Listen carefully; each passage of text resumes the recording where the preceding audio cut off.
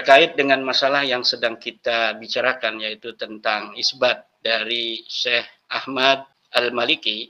Itu nama lengkapnya Syekh Ahmad bin Muhammad bin Alwi Al-Maliki. Itu saya sebenarnya sangat menyayangkan beliau masuk di dalam kancah diskursus nasab yang terjadi di Indonesia ini, karena itu akan memaksa saya untuk juga memberikan tanggapan terhadap pernyataan beliau. Sebenarnya saya menyayangkan murid-murid beliau yang ada di Indonesia ini membawa-bawa beliau dalam diskursus nasab yang ada di Indonesia ini, karena ini akan merugikan beliau.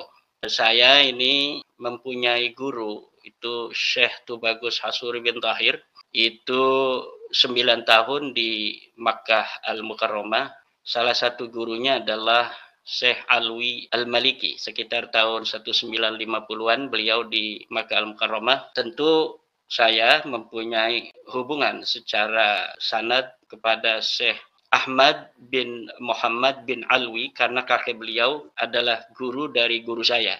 Syekh Tubagus Hasuri bin Tahir itu berguru kepada Syekh Alwi bin Abbas Al-Maliki. Nah, dari rasa menyayangkan dari berbagai macam media sosial yang menayangkan surat beliau sampai dibacakan kemudian dijadikan sebuah dalil oleh para pendukung Balawi, tentu akan membawa beliau dan keluarga beliau masuk di dalam diskursus nasab yang ada di Indonesia ini. Kita di dalam diskursus ini harus tetap bicara secara ilmiah, tidak secara perasaan, tidak secara keguruan, tidak secara sanad dan lain sebagainya, karena ini menyangkut hal yang berkaitan dengan masalah keumatan dan kebangsaan kita sebagai bangsa Indonesia. Tentu apabila dipertanyakan apakah Syekh Ahmad Al-Maliki ini mengisbat nasab Balawi, tentu itu bisa dikatakan mengisbat kalau Syekh Ahmad Al-Maliki itu telah mengisbat. Tetapi tentang riwayat yang beliau sampaikan tentang ayahnya itu muhtamil baina al-isbat wa adamil isbat. Jadi antara mengisbat dan tidak tentang riwayat atau kesimpulan yang beliau sampaikan tentang Syekh Muhammad bin Alwi Al-Maliki bahwa ayah beliau mengisbat itu sesuatu yang muhtamil, bisa iya dan bisa tidak. Dan yang kita ingin tanggapi adalah bahwa dari pengisbatan seorang Syekh Ahmad Al-Maliki ini kita semakin mengetahui bahwa nasab Ba'alawi ini tidak bisa diberikan dalil yang mencukupi untuk menolong nasabnya. Tokoh sekelas Ahmad Al-Maliki di dalam mengisbat kita dengarkan bahwa isbatnya hanya sebatas dirinya mengisbat tanpa menyertakan dalil. Ini disebut dengan tasdikun mujarradun anid dalil. Jadi sebuah pernyataan yang tanpa ada dalil. Yang disebutkan hanya adab dari ayahnya yang dikatakan menghormati Balawi. Yang dikatakan bahwa ayahnya sering mengutip sejarah hidup dari tokoh-tokoh Balawi. Yang demikian itu di dalam ilmu nasab itu laisa isbatan li nasabi, tidak termasuk mengisbat nasab.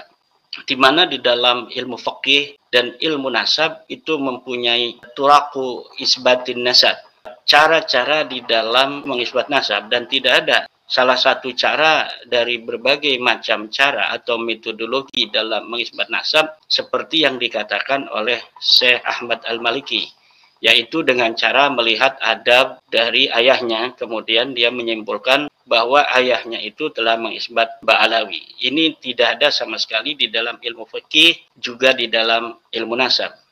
La yuqarriruhu al-fuqaha'u walan nasabun.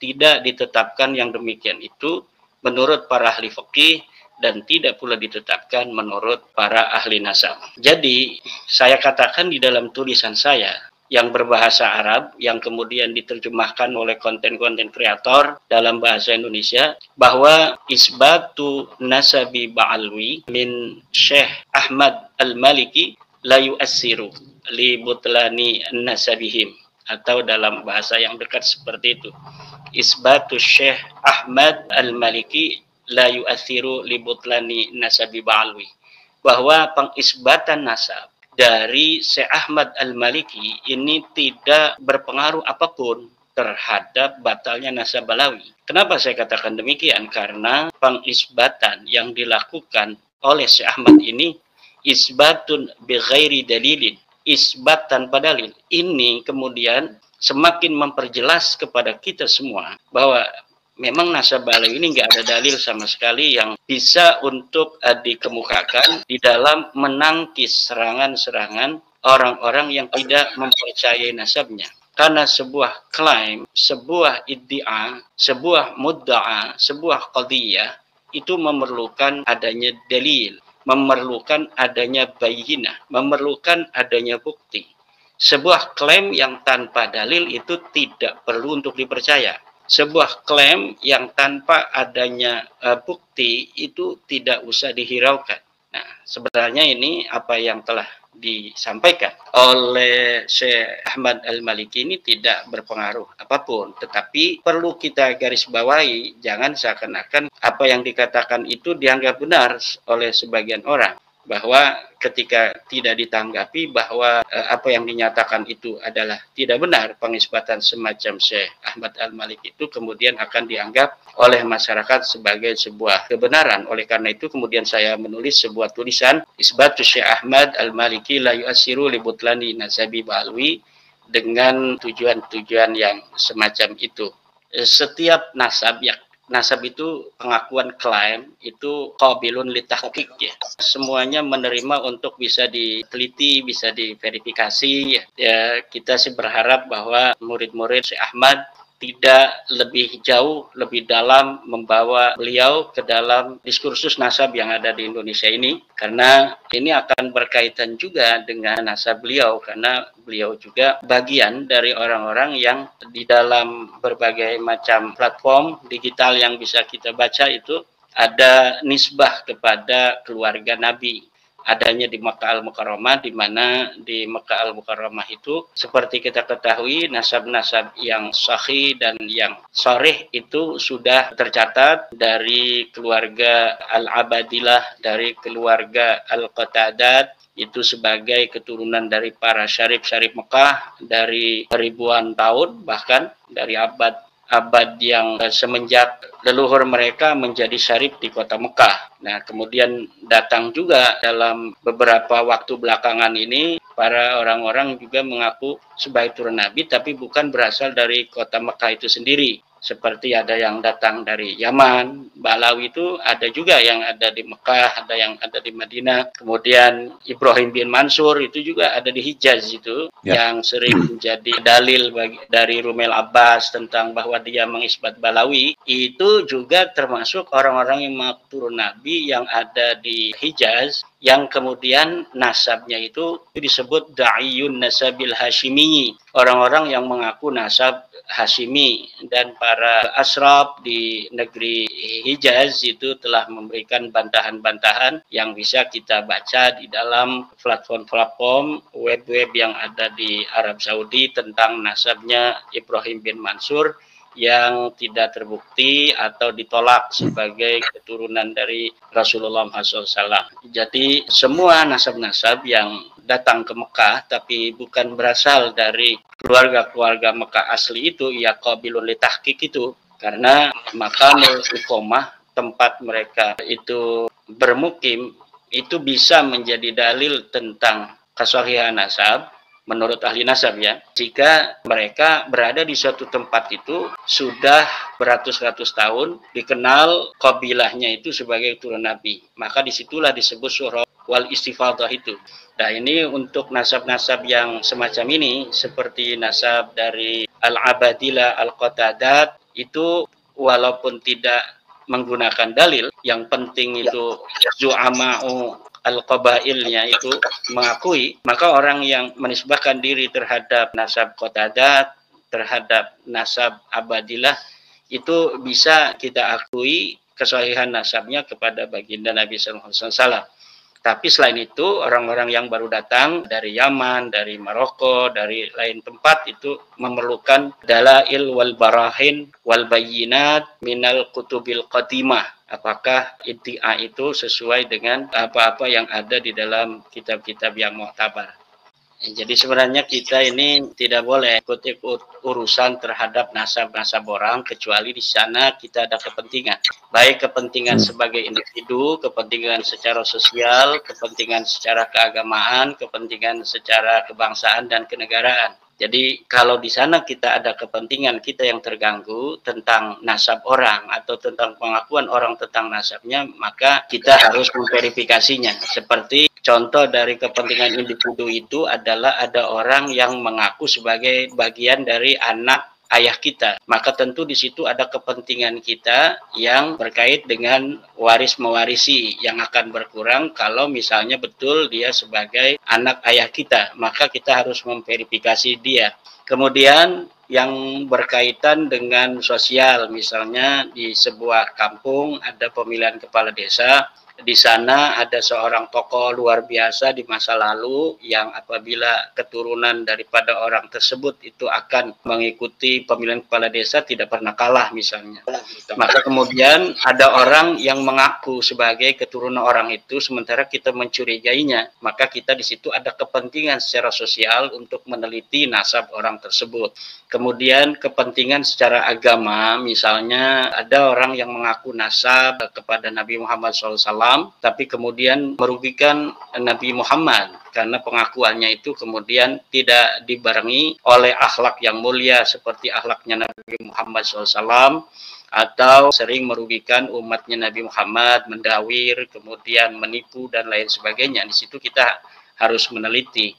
Kemudian yang terkait kepentingan kebangsaan dan kenegaraan, misalnya dengan pengakuan itu, mereka kemudian menganggap orang-orang bangsa Indonesia ini sebagai orang-orang yang harus menjadi budak mereka. Maka apabila ada pengakuan-pengakuan dari sekelompok orang tentang nasab seperti ini, perlu diverifikasi apakah betul, apakah tidak, karena ini berkaitan dengan kehormatan kita sebagai bangsa, kehormatan kita sebagai sebuah komunitas manusia yang telah berada di tanah air Nusantara beribu-ribu tahun. Kemudian dengan begitu saja hanya karena sekelompok orang mengaku sebagai keturunan dari orang yang sangat dimuliakan oleh bangsa Indonesia, yaitu Nabi Muhammad, kemudian dia memanfaatkan pengakuan itu untuk menguasai bangsa atau negara itu, atau ingin menomorduakan anak-anak bangsa itu. Tentu ini harus diverifikasi.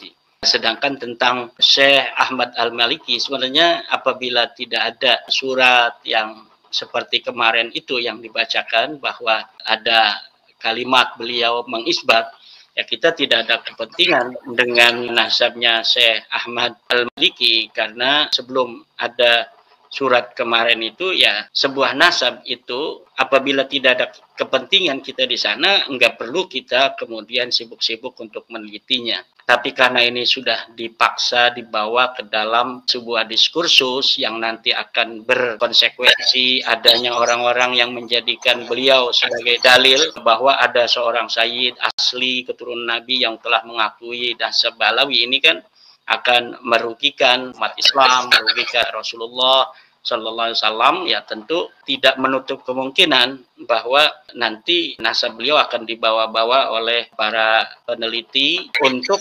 menghindari adanya sebuah qadiyah, sebuah proposisi yang dibawa narasi itu oleh pendukung Balawi bahwa ada sayyid asli yang mengisbat Balawi. Namun saya berharap bahwa dari murid-murid beliau untuk menarik pernyataan beliau itu dari media sosial agar beliau Syekh Ahmad Al-Maliki ini jangan dibawa-bawa dalam diskursus ini, karena ini akan merugikan beliau, juga akan banyak yang terkait dengan beliau. Tetapi tentu ini saya tidak tahu apakah himbauan atau harapan dari saya ini didengarkan atau tidak, atau malah nanti akan lebih dimanfaatkan, dan tentu ini akan merugikan beliau sebagai seorang yang tidak ada kaitan dengan Balawi, karena nasab beliau itu bukan Balawi.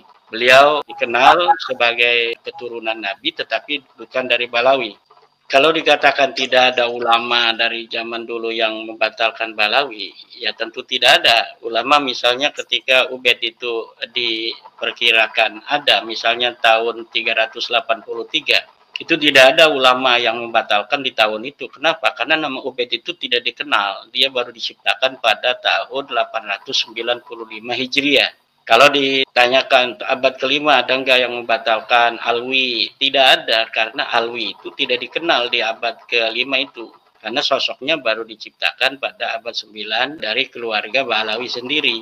Jadi mustahil untuk kita mencari ada ulama yang membatalkan di abad keempat sampai abad ke-9 itu. Karena pengakuan itu pun belum ada. Tapi jika dikatakan bahwa nasab Alwi itu tidak ada yang membatalkan, maka keberadaan kitab-kitab nasab yang ada di abad keempat sampai abad 9 yang mencatat nama keturunan anak-anak Ahmad bin Isa, Muhammad, Ali, dan Husain, kemudian tidak mencantumkan Ubaid, itu sebenarnya suatu penolakan bagi orang-orang yang mau berpikir.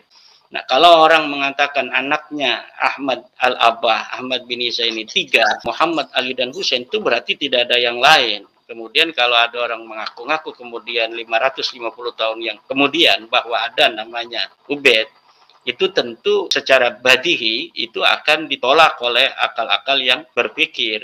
Itu sebuah penolakan, kan? Nah, bagaimana sebuah nasab yang diatribusikan, dialamatkan di abad keempat, kemudian sama sekali tidak ada yang menyebut. Nama Ubaid tidak pernah disebut sebagai ulama di abad keempat itu. Tidak disebut pula sebagai seseorang yang pernah ada. Kemudian dia punya anak namanya Alwi, wafat tahun 400. Berarti sudah masuk abad kelima. Tentunya jika Alwi ini adalah betul-betul seseorang yang historis, tentu namanya akan disebutkan di dalam kitab-kitab tarajib, kitab-kitab biografi yang ada di Yaman, seperti Tabaqat Fuqaha il Yaman, Tabaqat Sulaha il Yaman, Tarikh Musallam al-Haji, dan lain sebagainya. Tetapi sosoknya tidak ada sama sekali yang menyebutkan. Kemudian Alwi mempunyai anak nama Muhammad. Ini masih abad kelima. Sama sekali. Di abad kelima itu kitab-kitab nasab banyak sekali. Ada kitab Al-Majdi, ada Tahdhibul Ansab, ada kitab Tadkirah, ada kitab Muntaqilatut Talibiyah. Kemudian di abad ke-6 ada Asyajarah Al-Mubarakah. Di abad kelima, di mana seorang Alwi itu hidup katanya, kemudian anaknya juga Muhammad hidup, kemudian anaknya juga yang bernama Alwi lagi itu hidup. Namanya tidak disebutkan dalam kitab nasab sebagai turun Nabi, tidak juga disebutkan di dalam kitab-kitab sejarah sebagai orang yang merupakan sosok historis. Jika kita berpikir semacam itu, maka tentu akal-akal yang sangat dikatakan tidak cerdas pun akan mengatakan bahwa memang tidak ada dalilnya. Lalu kalau tidak ada kitab-kitab yang menyebutkan sosok-sosok itu sebagai sosok historis, atau tidak ada yang menyebutkan mereka sebagai turunan Nabi dari mulai abad keempat di mana dikatakan Ubaid itu hidup sampai abad ke-9, 550 tahun, lalu kemudian di abad ke-9 ada pengakuan mereka sebagai turunan Nabi. Lalu berdasarkan apa kita untuk mengakui mereka sebagai turun Nabi? Padahal sebelumnya tidak ada data sama sekali, namanya tidak pernah disebutkan.